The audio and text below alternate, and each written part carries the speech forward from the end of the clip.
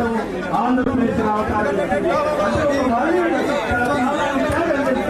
ఈ రాష్ట్రం ఇలాగే మరి బీసీల కోసం బీసీల హక్కుల కోసం బీసీల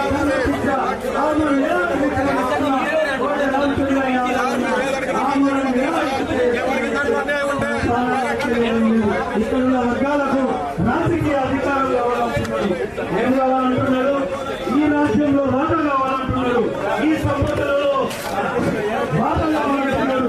మరి వారికి ఎక్కడ సంపద లేదు, మరి ఏ రాజ్యంలో ఎక్కడ వాటా లేదు. వాళ్ళు అధికారం ఉన్నారన్నా ఈ వర్గాలు ఓటు చేయాలి.